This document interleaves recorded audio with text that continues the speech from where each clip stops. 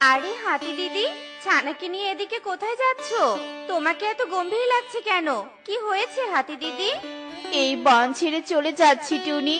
এই বনটা যে আর বন নেই। এই বনটা বৃষ্টির অভাবে প্রায় মরুভূমি হয়ে যাচ্ছে। আর অতিরিক্ত গরমের কারণে আমি আমার ছানাকে নিয়ে থাকতে পারবো না। গরমে যে আমার ছানাটা একেবারে অতিষ্ঠ হয়ে পড়েছে। বনে যে গরম পড়েছে সেটা আমরাও বুঝতে পারছি হাতি দিদি। তাই বলে তুমি বন ছেড়ে চলে যাবে, সেটা তো আমি মানতেই পারছি না। দয়া করে তুমি বন ছেড়ে যেও না হাতি দিদি। তার থেকে ভালো চলো আমরা বরং বনের রাজার কাছে যাই। বন ছেড়ে তো আমারও যেতে ইচ্ছে করছে না।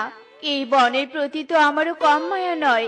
রাজামশাইয়ের কাছে গেলে যদি কোনো সমাধান পাওয়া যায় তবে আমি যেতে পারি টুনি। হাতির কথা শুনে টুনি ভীষণ খুশি হয়। আর হাতি তার ছানাকে নিয়ে টুনির সাথে বনের রাজা সিংহের গুহায় যায় আর সিংহকে পুরো ঘটনা খুলে বলে। ব্যাপারটা তো সত্যি দুশ্চিন্তার। আমিও বনে অনাবৃষ্টির জন্য চিন্তিত। ভাবছি একবার মেঘদের সাথে কথা বলে দেখব আসল ঘটনাটা কি। আপনি একদম সঠিক সিদ্ধান্তই নিয়েছেন। একমাত্র মেঘের দলই বলতে পারবে অনাবৃষ্টির কারণ কি। কিন্তু মেঘের দলের কাছে যাবে কে? সে নিয়ে চিন্তা করতে হবে না, সেনাপতি ঈগল তো আছেই। ঈগল, তুমি এক্ষুনি বেরিয়ে পড়ো আর মেঘের দলের কাছে গিয়ে শোনো অনাবৃষ্টির কারণ কি। যে হুকুম রাজামশাই, আমি সব সময় আপনার হুকুম পালনে ব্যস্ত। সিপাহীরা চলো তবে। ঈগল আর দুই সিপাহী মিলে মেঘের দলের কাছে যাওয়ার জন্য বেরিয়ে পড়ে। আর ঈগল উড়তে উড়তে মেঘের দলের কাছে চলে যায়। আর কালো মেঘদের দেখে ঈগল হতবাক হয়ে যায়। একই কাণ্ড! মেঘ দাদা, জলে ফুলে ফেপে কালো হয়ে গিয়েছো, অথচ তোমরা আমাদের বনে বৃষ্টি ঝরাচ্ছ না কেন? বৃষ্টি ঝরাবো কি করে? তোমাদের বন থেকে তো সুখী দুঃখীর এখনো কোনো সংকেত পাচ্ছি না। সুখী দুঃখীর ডাকও শুনতে পাচ্ছি না, আর সুখী দুঃখীর নাচও দেখতে পাচ্ছি না। তবে বৃষ্টি ঝরায় কি করে? এটাই তবে বৃষ্টি না হওয়ার মূল কারণ। কিন্তু মেঘ দাদা, এই সুখী ও দুঃখীকে, তাছাড়াও মেঘ দাদা, বৃষ্টির অভাবে যে আমাদের বনের খুবই বাজে অবস্থা। আমি বলি কি মেঘ দাদা, তুমি আমাদের বনে বৃষ্টি ঝরানোর ব্যবস্থা করো। বৃষ্টি ঝরানো তো আমাদের দায়িত্ব। আর সুখী দুঃখী হলো তোমাদের বনের ময়ূর। তোমরা তো দেখছি বনের কোনো খবরই নাও না। আমি বলি কি, তুমি বরং বনে ফিরে যাও আর সুখী ও দুঃখীর সাথে কথা বলো। মেঘের কথা শুনে ঈগল পুনরায় ফিরে আসে আর সিংহকে সব কথা খুলে বলে। আর মেঘের কথায় সিংহ চিন্তিত হয়ে পড়ে। বলো কি সেনাপতি, এ তো ভারী চিন্তার বিষয়। কিন্তু ময়ূরদের আবার কি হয়েছে? এবার তো ময়ূরদের খোঁজ খবর নিতে হবে। চলো সবাই ময়ূরদের বাসায় যাই।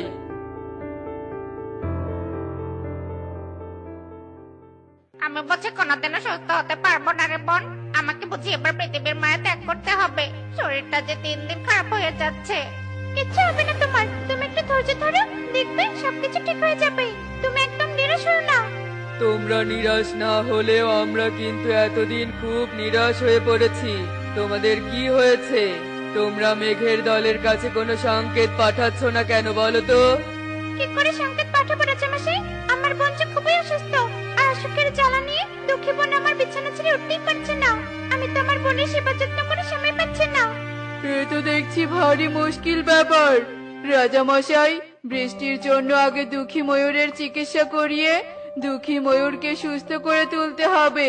তখন সুখী ময়ূরের কোনো কাজ থাকবে না।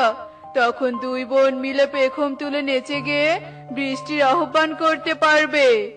তুমি একদম ঠিকই বলেছ সেনাপতি। সিপাহী, তোমরা চেয়ে দেখছো কি? এক্ষুনি কবিরাজ উল্লু পেঁচাকে ডেকে আনো।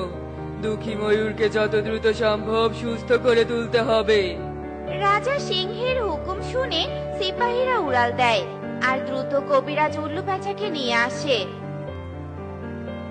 রাজার হুকুমে উল্লু প্যাঁচা দুঃখী ময়ূরকে পরীক্ষা নিরীক্ষা করে দেখতে থাকে। একই কাণ্ড!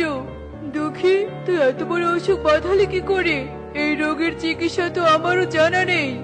হ্যাঁ, এসব কি কথা শোনালে তুমি উল্লু পেঁচা? সত্যি কি দুঃখী ময়ূরের বিরল রোগ হয়েছে? দুঃখী ময়ূরের সুস্থ হওয়ার কি কোনো উপায় নেই? উপায় নেই বললেও ভুল হবে।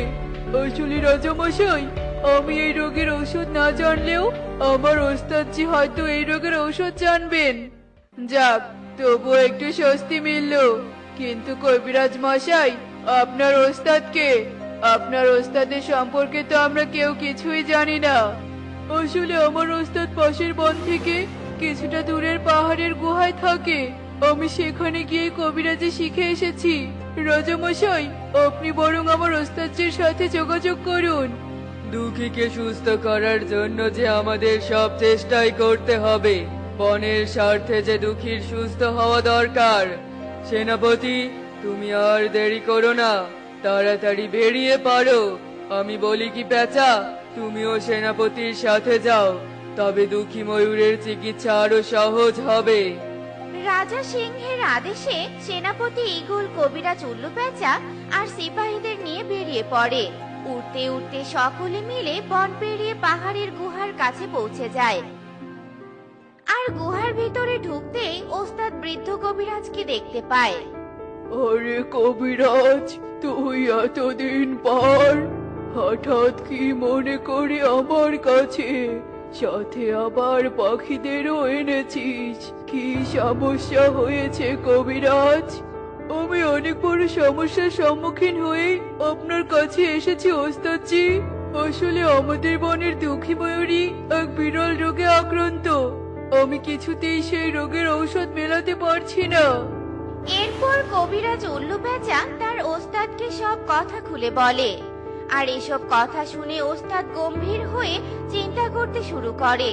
বেশ কিছুক্ষণ পর ওস্তাদ তার ঝোলা থেকে একটা ছোট্ট ঘটি বের করে কবিরাজ উল্লু পেঁচাকে দেয়। এই ঘটিতে বিশেষ এক প্রকার জল আছে।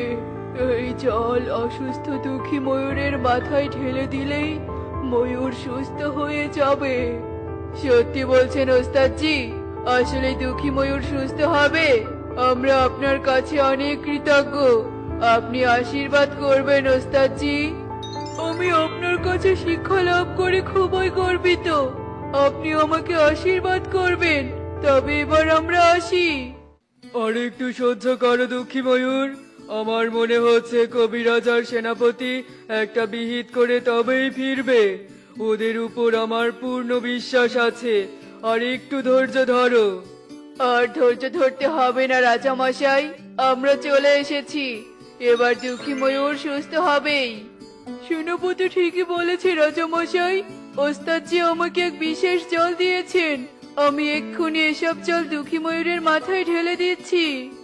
এ কথা বলে কবিরাজ উল্লু পেঁচা দুঃখী ময়ূরের মাথায় ঘটির জল ঢেলে দিতে থাকে।